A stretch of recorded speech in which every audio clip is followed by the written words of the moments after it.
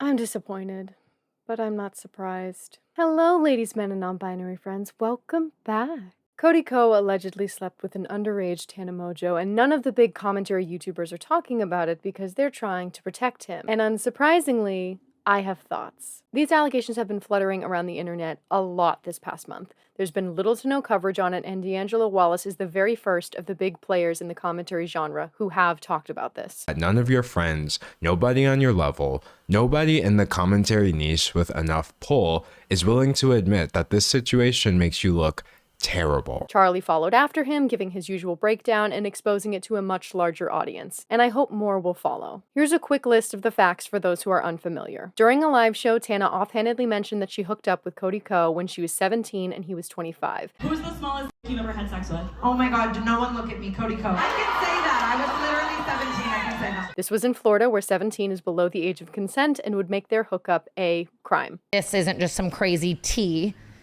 It was a crime. She later confirmed it on her podcast after the clip blew up online, also mentioning that she was a big fan of his, further adding to the already troubling power dynamic in place. I hooked up with Cody Ko when I was 17 and he was 25. I grew up loving him, and I think you know what I mean? Like, I was just like excited and a fan. It's an allegation that has been online in various places for years. I was 17 at the time, 18. I started kind of hooking up with other people. Shout out JC Kalen, shout out Cody Ko. Gabby Hanna is on record seemingly corroborating Tana's story years ago on her now deleted podcast. One time, I told a guy, I saw him making out with a girl at a party who was underage, and I pulled him aside and I was like, hey man, you probably don't know, I know she like looks a little older, she's underage, watch it. And he was like, oh my god, thank you for telling me.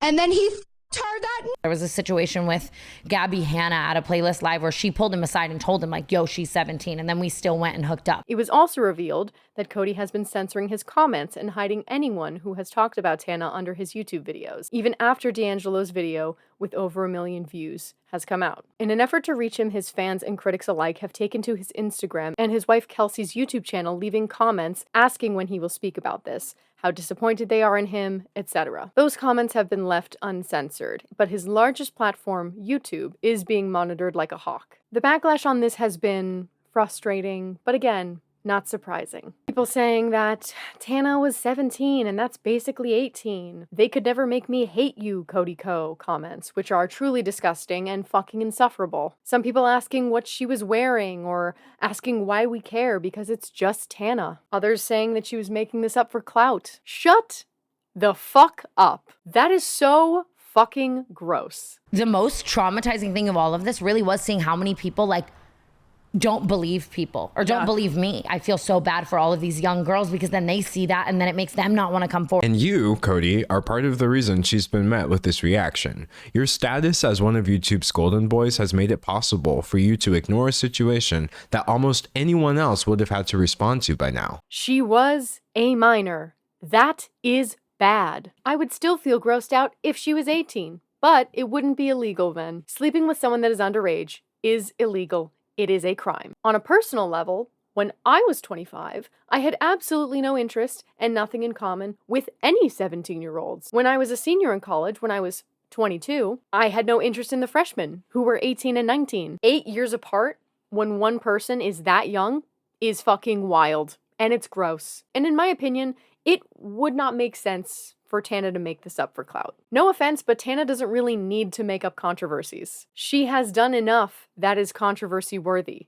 To plan a scheme multiple years in the making only to drop the full lore in 2024, that is the weirdest long game ever. And the corroboration from Gabby Hanna, a third-party witness, years before this blew up, that can't be ignored. Cody apparently also reached out to Tana about a year ago, seemingly referencing this event, and asked Tana, we good? Which is like so fucking cowardly. Like, you can't even say the thing that you're talking about. You can't even say the crime that you allegedly committed. I said something about it online and it was starting to surface, and he texted me like, are we good? And was like, I said, yeah.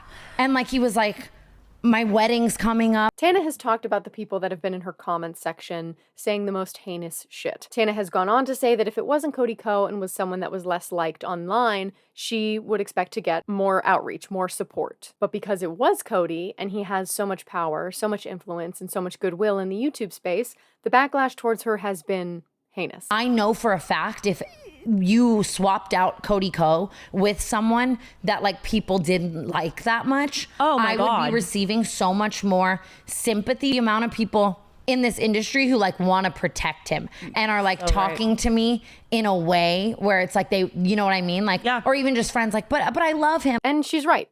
And that shouldn't be the case. Believe all women should be about believing all women, not just the ones that you like or the ones that don't implicate your favorite YouTuber. Which sets a horrible precedent that if a person runs out of goodwill, they lose the right to come forward with their experiences. And I couldn't agree more. I talked about this on my I'm Alex video, but that video was hit with limited ad suitability, so I'm not surprised if you didn't see it. We are less likely to criticize someone that we see as one of the good ones. It's parasocial. It's also systemic. Commentary YouTube has always been a boys' club. It's clear now more than ever. Because a week ago, everyone in the commentary community was talking about Dr. Disrespect for texting a minor. But now, they're all silent on Cody Co committing statutory grape. We both know that on our side of commentary YouTube, any man can easily elevate himself by dunking on misogynists in his content and espousing a generally feminist viewpoint.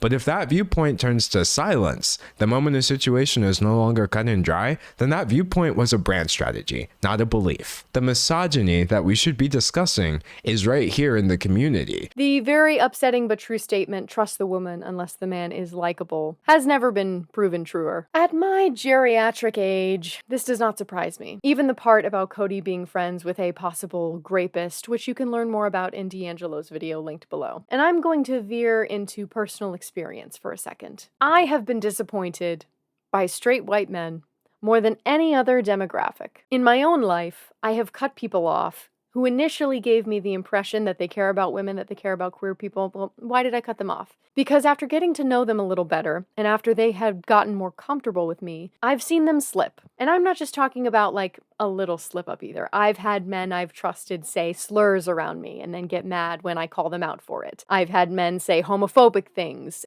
make fun of trans people, even admit to things like sexual harassment and sexual assault without showing any sort of remorse. And after that, it's an immediate sever. I have absolutely no fucking patience for it, no matter how dear they were once to me. And I have absolutely no fucking problem harshing a vibe, because I don't want to be around people that act like that.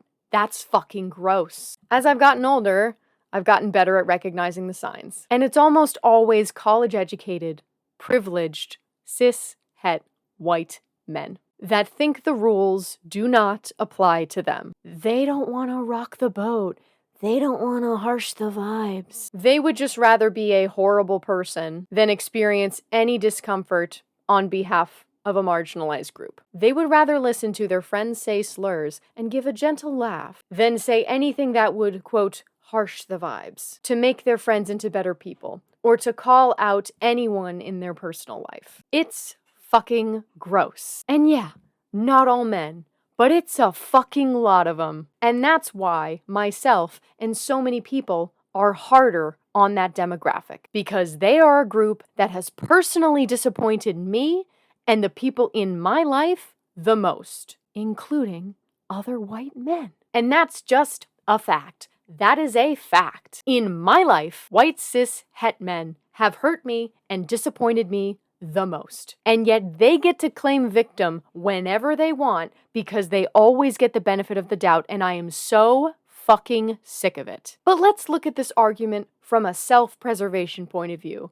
because I know some of you out there don't have an ounce of fucking empathy in your heart for anyone but your fucking self. You are far more likely to be the Tana Mojo in this situation than the Cody Co. There is a very small group of people that have that kind of power, influence, and goodwill online. Cody Co is in a group of people that will probably always have bootlickers that place him above God, and the rest of us do not have that. And that backlash that happened to Tana would happen to all of us if we were in her position. That's fucked up. And you can't deny that. So what do we do? My best advice would be to support POC creators, Indigenous creators, trans creators, other queer creators, and women. White men will always have a demographic. They will always have people that want to support them. Every single minority group is always going to have somebody that's against them. And the reason why I suggest this is because the people that are within marginalized groups are infinitely more likely to actually care about those marginalized groups than white men